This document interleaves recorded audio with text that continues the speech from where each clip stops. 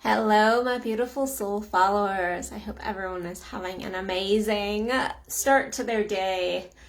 Today, I'm not going to give you a whole lot of answers. Sometimes I have a topic and I want to kind of teach. Today, I really want you to just think.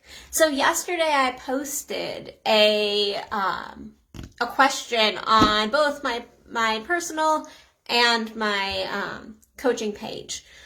And the question was around what categorizes something as an intimate relationship versus what categorizes something as a romantic relationship. And everyone had ideas. Everyone had their perspectives of these things. And the question really came from a conversation I had a couple days ago. And it was a guy friend who asked me, we were having this actually a really deep conversation. And this friend asked me, if I was to buy you flowers, would you think that I'm trying to be romantic? Or would you just think that I know you at an intimate level and know when you're struggling or know when you're having a moment and just trying to do something nice? And I said, because I know our friendship. And I said, no, I wouldn't think it was romantic. I would think you're just trying to, because you do know me at an intimate level, you're just trying to do something nice. I wouldn't categorize it that way. And it led to this whole conversation around dating and what's an intimate relationship, how we view friendships, how we view even family relationships, how we view even like my nephews and things like that, and what the definition of intimacy is and when it becomes romantic. And then I decided, obviously, to post it for all of you because I love to see you guys' perspective. And it was interesting because everyone had a much different perspective. Now, one of the things that came up was that in a intimate romantic relationship in terms of a couplehood, somebody that you have chosen to build a life with, that when you have both intimacy and romance together, when you have those components, that is actually when it's best. And sex continued to come up. Actually, not many people mention the fact that you can have intimacy with a variety of different people. The fact is, in my life, when I am in a deep romantic relationship with somebody, and I'm going to use the word romantic relationship, but when I'm coupled with somebody, there is a level of intimacy we have. Sometimes that is sexual.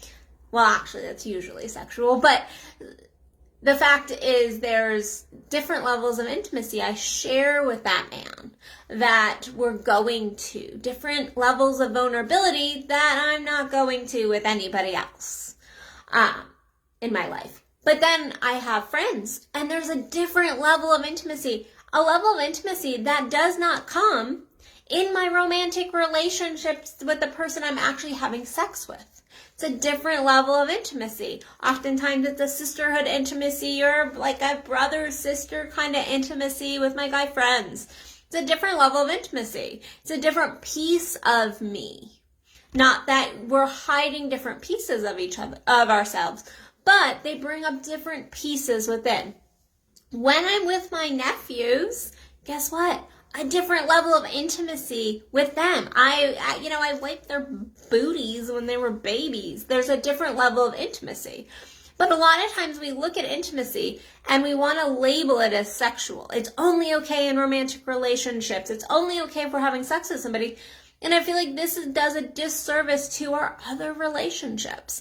And in truth, it does a disservice to our sexual relationships too, because then we are expecting one person to fulfill all our needs for all kinds of intimacy. And what really became clear to me, and I kind of knew it before I asked the question, was that we have different perspectives on this. Everyone views it a little bit differently.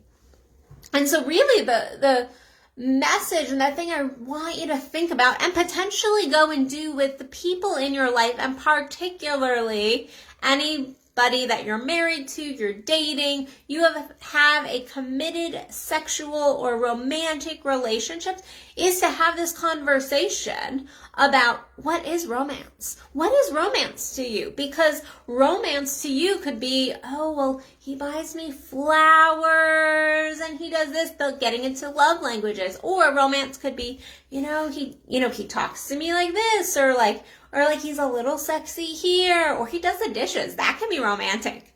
Doing the dishes can be super romantic. But the fact is, what is your definition of intimacy? Just like, what is your definition of romance?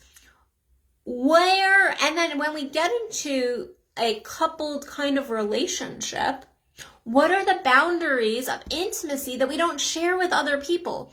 Because I do believe that each relationship needs to have its own kind of level of intimacy, its own specialness, its own boundaries in that. And so to have this conversation, because if you are getting into a relationship that is like a marriage, dating relationship with somebody, and you don't have this conversation, this is where we can get into emotional affairs. This is where we can start to kind of have leaks in the relationship because we're not realizing the other person's definition of intimacy, other person's definition of romance. These are important conversations in truth to have in any of our relationships. But if you're going to be in what I would consider a romantic, intimate relationship with somebody, it's important to not get into these hardcore, like concrete definitions, but to have these conversations of what behaviors are romantic to you, what behaviors are intimate or too intimate to do with other people. So going back to the flowers analogy that I was talking about with a friend, with my guy friend, the fact is, if I'm in a romantic relationship and all of a sudden my guy friends start buying me tons of flowers, that might be a breach in my lover's boundaries. We might need to have that conversation and go, that feels really romantic to me. And so we need to have that conversation to bridge the gaps. And this also goes for, if you like me, I'm not going to have like an intimacy conversation with my nephews that are like 7. But to have any adults, have these conversations. Have these conversations with your guy friends, your girlfriends. Have these conversations with people in your life and try to understand their perspective. It's the same thing with definitions like love. Like, what does love mean to you? Like, when you say the word I love you, what is it meaning? Is it, what do you mean by that? Do you view love as a very open and fluid and flowy kind of thing? Or are you like, no, if you say you love me, there is an expectation, there is an intent. And so all of this, again, not to give you answers, because guess what? I don't have all your answers. I don't. You have to come up with your own answers. But in order to really find a depth in our relationships, to truly grow ourselves, we do have to have these conversations of what does this mean to you and what does this mean to you? Because this is how we stop, especially in our relationships. We're trying to build a foundation together for a lifetime. This is how we can stop the breakdown of those relationships, because we're having the conversations. We're understanding where the other person's coming from. We don't have to agree, but understanding the other perspective is so important. It is so important. I wrote, actually, I should post it. Maybe I'll post it tomorrow. I wrote an article a couple years ago, and it was about how I have more intimacy with your husband than you do. And I actually still believe that a lot of times. To some degree, I get my clients come in, and a lot of times they just like let down their walls and they share because they're not feeling the judgment that they're feeling maybe in the relationship. They're able to really have real conversations. And in their relationship, they've probably built up some level of walls. They probably feel shame. There's probably stuff in that is blocking the connection a lot of times. And I remember I took a whole lot of shit for that article because people are like, you can't tell women that you have a more intimate relationship with their man than they do. And I'm like, the fact is, intimacy starts to break down, romance starts to break down, and guess what? We have a different level of intimacy with everybody in our lives. And so it's learning and how to bring intimacy back to a relationship. What does that even mean to you? Because most people don't even think, like, what does intimacy mean to me? Into me, see, and that's how I look at it. Seeing into me. Well, guess what? That is not just for very specific relationships. So, again, you don't have to take my perspective, but I do want you to think about it from your perspective. What's the kind of intimacy you're sharing in different places? What is romance to you? And where are your boundaries?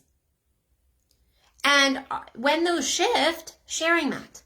Because I know even for myself, over the last year, I've done a whole lot of thinking on this particular topic. And went, okay, I'm starting to see a different view of things. I'm starting to twist that viewpoint of romance and intimacy and where the boundaries are in certain relationships and certain things. So, to continue to have these conversations, if you're like, well, I had that conversation, keep coming back to it. Keep coming back to it because our viewpoints, our ideas change as we age, as we grow older. You cannot expect the same viewpoints that you had at maybe 20, 21, 22, when maybe you got together with your husband or wife, to be the same as they are when you're 40, 50 years old. We change, we grow. So, get off your butt, have the conversations with yourself, and then go and have the conversations with the ones you love to have more intimacy and understanding in the relationship. So, that's my message. Go learn yourself a little bit more. Go grab that fire within. And if you want to work with me and up that orgasmic frequency, then the link is below to work with me one-on-one for the month of November. I do have free consults running. That will only last for the month of November. So get your butt in gear now, because I really want to see everybody have a 2022 that is just rocking it out, taking the transformation that we've had this year, because there has been a whole lot of transformation, and really using that to catapult us into an amazing 2022 and really create the dreams we desire. So I love you guys, and I will see you tomorrow for another Addison Unleashed. Bye.